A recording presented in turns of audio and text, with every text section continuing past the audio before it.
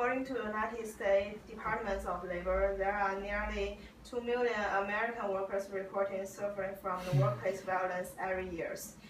And unfortunately, there are still lots of cases to not report. And what is the workplace violence?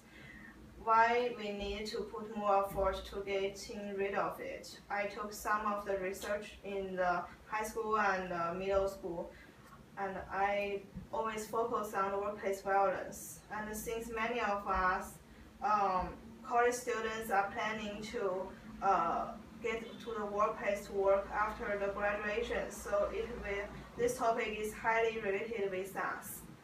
And I will use all the knowledge I learned from my personal experience and combine with the further research to talk about some statistics and the negative effects of workplace violence. Now I have introduced my topic, and let's move on to the first section. According to the Bureau of Labor Statistics Center of Fatal Occupations Injuries, there are 14,717 workplace homicide victims between 1992 and 2012, and the average of the 700 per year.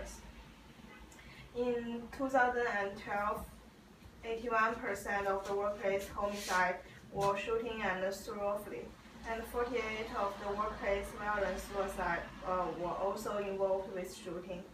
Between 2005 and 2010, about 70%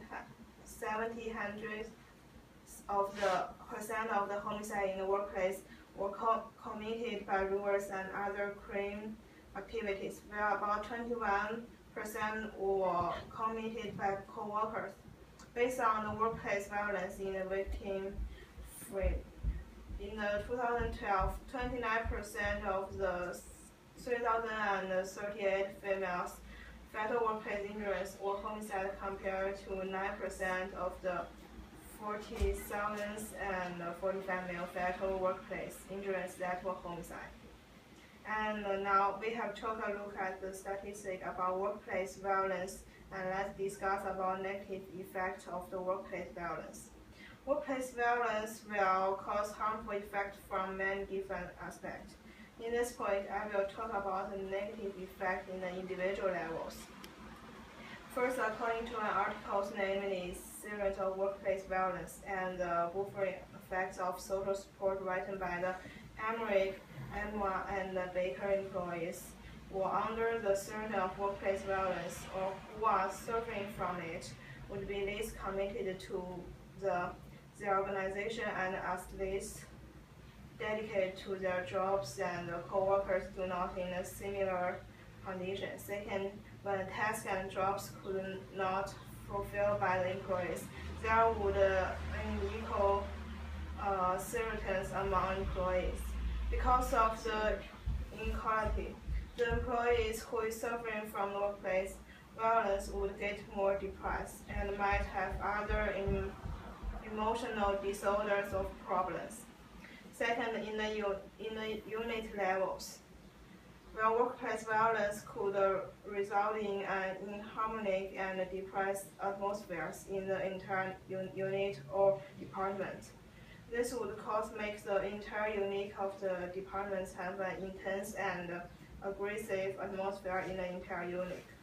Third, in organization levels, according to workplace violence impact and prevention, it has been estimated that workplace violence costs organizations in the $202 billion annually, and which includes millions of the lost workdays and wages. For the owner, the damage includes restoring the property, theft, and expanding psychological care for the employees. Now we have some idea of how the unusual workplace violence is, and let's talk about what we should do and can use to seek for help. Law enforcement would be the best choice here because workplace violence can be counted as crime, and the Bureau of Labor or the police department it would both be very helpful in dealing with the workplace violence. And after talking about the statistics of workplace violence and negative effects of the workplace violence, we need to pay more attention to it because we might face it someday in the future. Thank you very much.